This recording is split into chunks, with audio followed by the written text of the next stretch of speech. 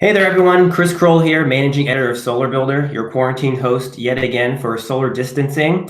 Today is, I'm told, Monday, I think, and we are going to be talking about solar plus storage versus grid tied to kick off week number 2 here. And joining us today, we have Brian Lawrence, the North American sales manager for Outback Power. Thanks for joining us today, Brian. Thanks for having me, Chris. How have you been spending your days here in quarantine time? Probably very similar to you, doing a lot of webinars, catching up on a lot of email, learning a lot, which I guess is the bright side. Yeah, learning more about my dog's daily habits is the thing that I'm learning, I guess. Okay, Brian. So let's start off by defining some of the topics or the terminology that we're going to be using today. What is the difference between a grid-dependent system and a grid-connected system with storage? Good question, Kristen. And maybe the best way to address that is to start with how they're the same. So both a grid direct system and a grid tied system with storage can both help you reduce your power bill when the utility grid is up and running. And if your utility allows it, give you net energy manage or metering, which can again, provide some financial incentive for you. Where they differ is when maybe the utility isn't operating. Like a system with storage will allow you to continue to power critical loads in your home over and ride out an outage. Or if your utility is providing or has time of use or peak demand charges, you can use your storage to help you offset some of those charges and further enhance your economic payback with your system with storage.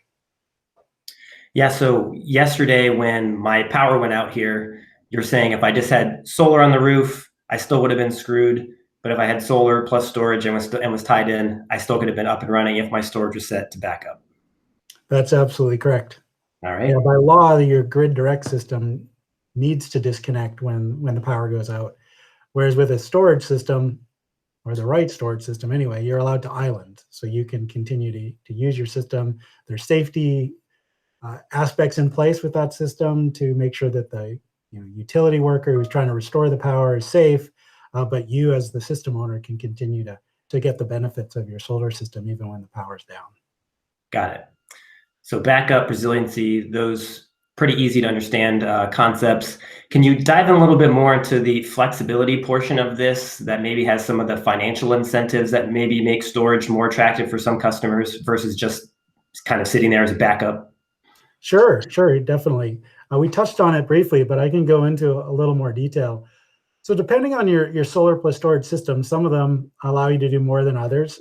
Outback has a lot of flexibility. So we can, in most cases, disconnect the customer from the utility grid anytime they want.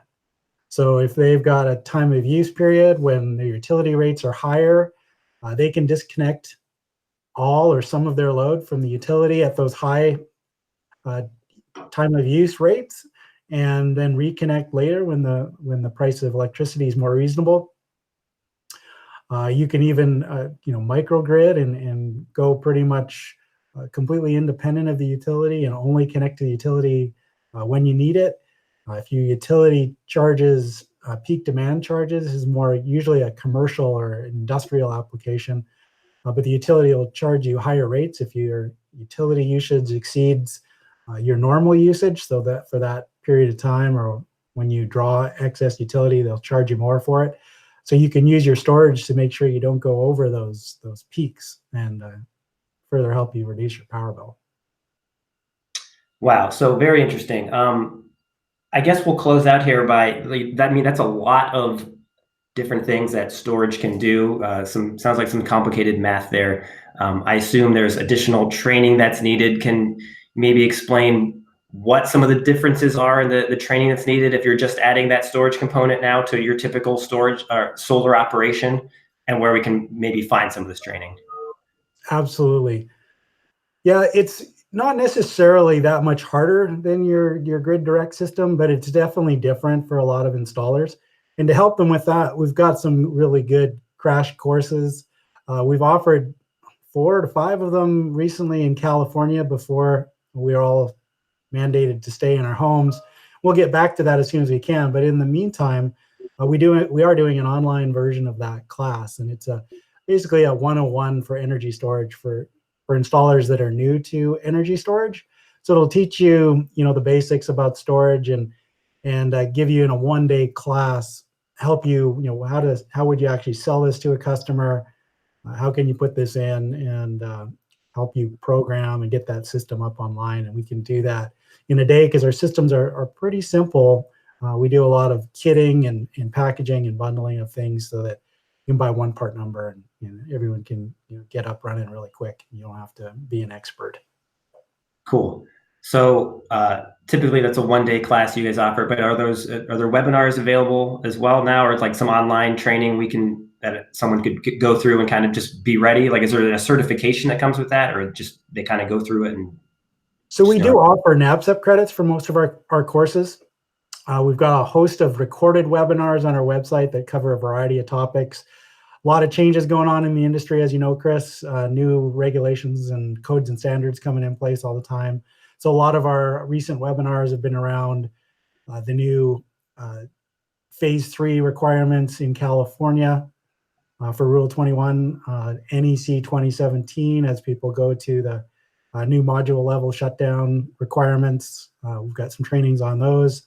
And then the UL 9540, which is the storage requirement that is required in a lot of areas, California, the Northeast, and in other states across the country.